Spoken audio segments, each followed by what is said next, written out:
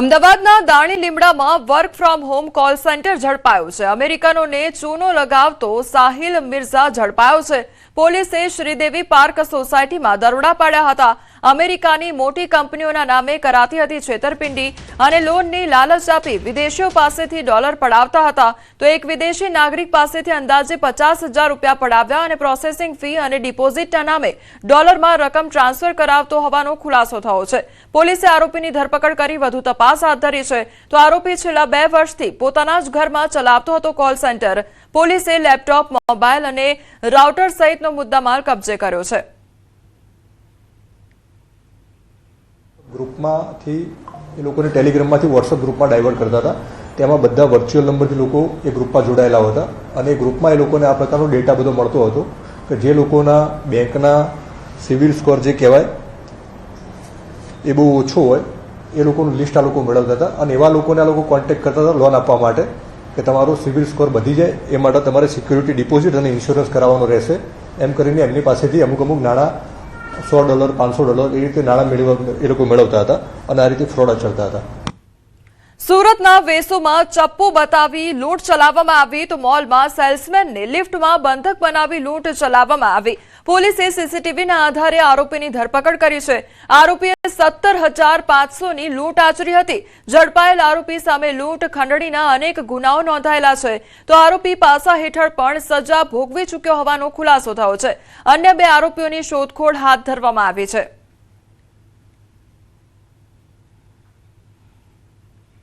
જામનગર શહેરમાં 14 વર્ષીય સગીરાને પ્રેમ જાળમાં ફસાવી દુષ્કર્મની ગંભીર ઘટના સામે આવી છે। સગીરા ગર્ભવતી બનતા સમગ્ર મામલો પ્રકાશમાં આવ્યો હતો। આ અંગે સિટી એ ડિવિઝન પોલીસ સ્ટેશનમાં ફરિયાદ પણ નોંધાઈ છે। જે બાદ પોલીસે પાડોશમાં રહેતા 23 વર્ષીય શબ્બીર અબ્બાસ મહૂદની ધરપકડ કરી છે। હાલ પોલીસે આરોપીના રિમાન્ડ મેળવવા સહિતની વધુ કાર્યવાહી હાથ ધરી છે।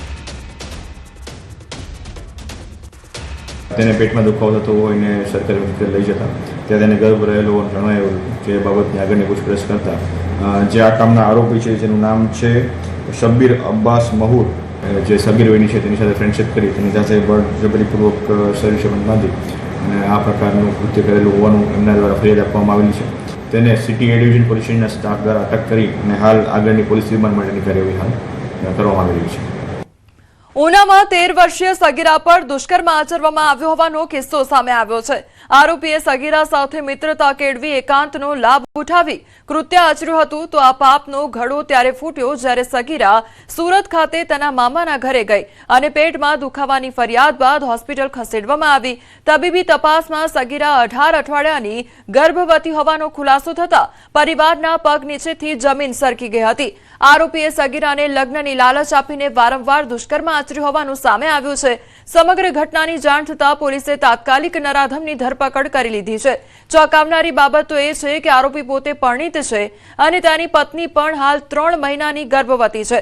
છતાં આ હેવાને માસૂમ બાળાની જિંદગી બરબાદ કરી નાખતા સમગ્ર પંથકમાં ભારે રોષ જોવા મળી રહ્યો છે। પ્રશાસન દ્વારા આરોપી વિરુદ્ધ પોક્સો સહિતની કડક કલમો હેઠળ ગુનો નોંધી આગળની કાયદેસરની કાર્યવાહી હાથ ધરવામાં આવી છે। સગીરાને લલચાવી ફોસલાવી અને એની સાથે લગ્નની લાલચ આપી અને આ દુષ્કર્મ અવારનવાર કરેલું છે એ બાબતે ગુનો દાખલ કરી અને ઉના પોલીસ સ્ટેશન ખાતે હાલમાં તપાસ કરવામાં આવી છે। આરોપીને પણ હાલમાં રાઉન્ડ અપ કરી દેવામાં આવ્યો। ગુજરાતમાં ચોમાસાના આગમનને લઈ મોટું અનુમાન લગાવવામાં આવી રહ્યું છે। હવામાન નિષ્ણાત અથિયા શેટ્ટીનું અનુમાન સામે આવ્યું છે। 23 જૂન આસપાસ ગુજરાતમાં થશે ચોમાસાની એન્ટ્રી। મુંબઈમાં 10 અને 11 જૂને પહોંચી શકે છે ચોમાસું। તો 13 જૂન આસપાસ પણ સર્જાશે અનુકૂળ સ્થિતિ અને કેરળ બાદ હવે ગુજરાતમાં મેઘરાજા ક્યારે પધરામણી કરશે તેની રાહ જોવાઈ રહી છે। ત્યારે હવામાન નિષ્ણાંત અથિયા શેટ્ટીએ આગાહી કરી છે કે ગુજરાતમાં ચોમાસાના આગમનની પ્રબળ શક્યતાઓ 20 જૂન બાદ જ જોવા મળી રહી છે। આગામી 10 અને 11 જૂને ચોમાસું મુંબઈ સુધી પહોંચવાની સંભાવના છે। વધુમાં અથિયાએ ઉમેર્યું કે વધુ પડતી સંભાવના 23 જૂન આસપાસ ચોમાસું ગુજરાત પહોંચે તેવી છે। परिस्थितियां अनुकूल रही तो मुंबई में भी लगभग 10-11 जून के आसपास मानसून दस्तक दे सकता है। लेकिन इसके बाद में जैसे मैंने कुछ महीने पहले भी कहा था कि गुजरात में मानसून की देरी से आगमन लग रही है, तो वो फिलहाल वो वाली पूर्वानुमान में अभी ज़्यादा फर्क नज़र नहीं आ रहा है। और क्योंकि एक बार ये वाला जो मानसून का सर्ज आया है, ये एक बार तटीय महाराष्ट्र तक पहुंचेगा, फिर उसके बाद में वापस धीमे पड़ जाएगा। तो इसलिए गुजरात की जो आगमन है वो सामान्य से लगभग 5-6 दिन की देरी से लेकर चल सकते हैं। ऑनसेट का एक सिस्टम यानी एक ऑनसेट वॉर्टेक्स बोलते हैं जिसे, जो खासकर जब मानसून के आगमन के समय होती है तो पश्चिमी तट के पास में वॉर्टेक्स से बनती है और ये धीरे धीरे मानसून के जो हवाएं हैं उनको उत्तर की तरफ खींचती है। तो રાજકોટ શહેરના સાંઢિયા પુલ પ્રોજેક્ટને લઈને મોટા સમાચાર સામે આવ્યા છે। મહાનગરપાલિકાએ મુખ્ય કોન્ટ્રાક્ટર ચેતન કન્સ્ટ્રક્શન તેમજ પ્રોજેક્ટ મેનેજમેન્ટ કન્સલ્ટન્ટને કારણદર્શક નોટિસ ફટકારી છે। તાજેતરમાં મેયર ડોક્ટર નેહલ શુક્લએ પુલનું નિરીક્ષણ કર્યું હતું। આ દરમિયાન અનેક તકનીકી ક્ષતિઓ અને નબળી કામગીરી સામે આવી છે। બ્રિજના ફિનિશિંગ વર્કમાં અનેક ખામીઓ સામે આવી હોવાનું જાણવા મળ્યું છે, જેને લઈને તંત્રે સંબંધિત એજન્સીઓ પાસેથી ખુલાસો માંગ્યો છે। તો લાંબા સમયથી ચાલી રહેલા પ્રોજેક્ટના કારણે વાહન ચાલકો અને આસપાસના લોકો મુશ્કેલીનો સામનો કરી રહ્યા છે। બ્રિજનું કામ સમયસર પૂર્ણ ન થતા લોકોમાં પણ અસંતોષ જોવા મળી રહ્યો છે। તો આ મામલે રાજકોટ શહેર કોંગ્રેસ પ્રમુખ રાજદીપસિંહ જાડેજાએ પુલના નિર્માણમાં ભ્રષ્ટાચાર અને બેદરકારીના આક્ષેપો કર્યા છે। જે સાંઢિયા પુલમાં નોટિસ આપવામાં આવી છે એની અંદર ક્યાંક ભ્રષ્ટાચાર થયો હોય એવું હાલના મેયર ત્યાં તપાસવા ગયા ત્યારે ખામીઓ દેખાણી છે।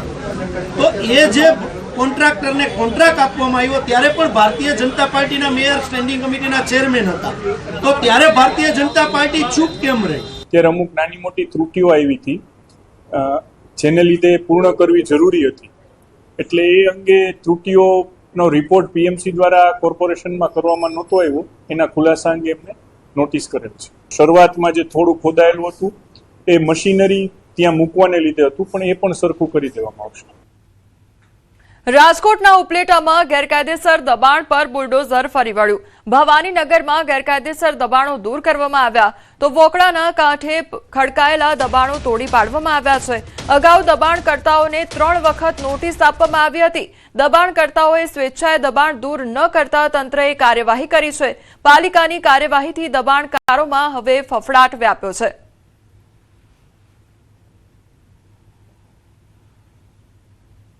આ શખ્સને અગાઉ ઉપલેટા નગરપાલિકા દ્વારા 3 વાર નોટિસ આપી અને જાણ કરવામાં આવેલી હતી કે આપનું જે ગેરકાયદેસર દબાણ છે એ સ્વેચ્છાએ દૂર કરવું।